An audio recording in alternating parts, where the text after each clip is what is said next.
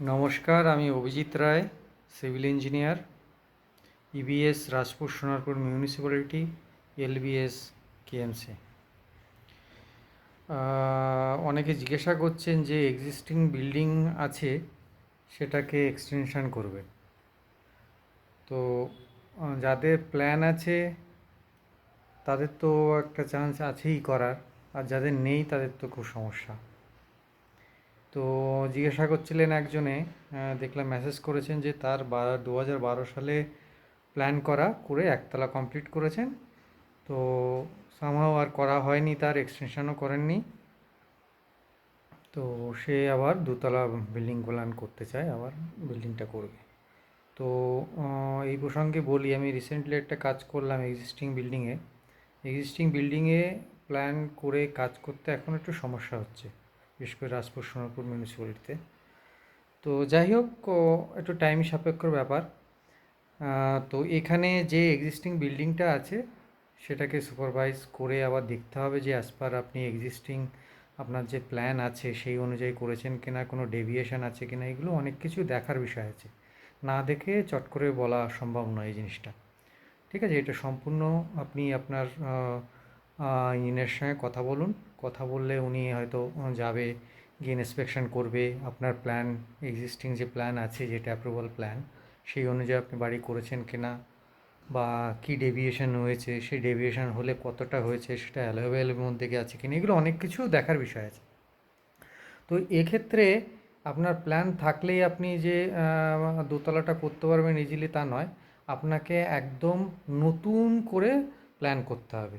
হ্যাঁ, মানে নতুন বলতে যেমন নতুন করে আপনি করেছিলেন প্ল্যানের যে কস্টিং, মানে অনেকে তো আলটিমেট জিজ্ঞাসা করছেন যে আমার কত টাকা খরচা হবে, এরকম একটা ব্যাপার, মানে সবারই একই ব্যাপার।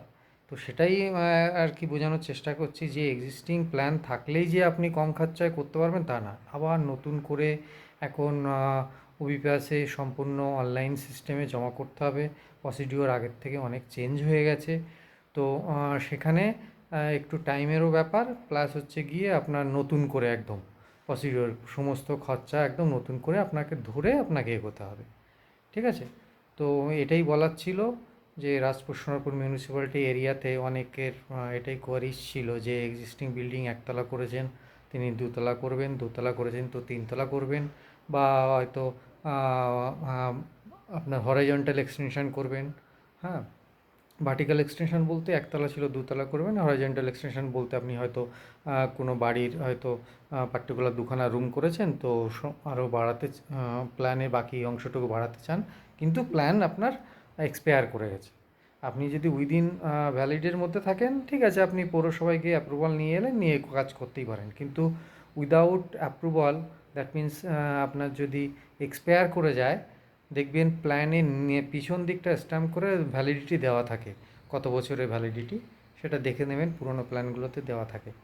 তো এটাই বলার ছিল যে আপনি আপনার ইঞ্জিনিয়ারের সঙ্গে ডিসকাস করুন, অলওয়েজ ইঞ্জিনিয়ারের সঙ্গে ডিসকাস করে করবেন।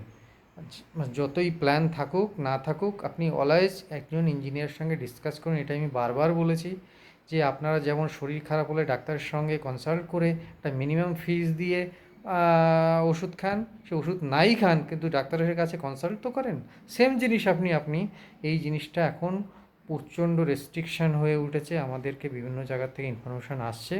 হ্যাঁ, সেটাই আপনাদেরকে আমি শেয়ার করলাম যে উইদাউট প্ল্যানে বাড়ি করবেন না, অবৈধ কনস্ট্রাকশন করবেন না। আপনি ইঞ্জিনিয়ারের সঙ্গে কনসাল্ট করে কাজ করুন, তাতে আপনার অনেক টাকা যেমন সেভও হবে, তেমনি আপনি আইনি জটিলতায় ভুগবেন না। হ্যাঁ, তো এটাই বলার ছিল। Thank you for watching.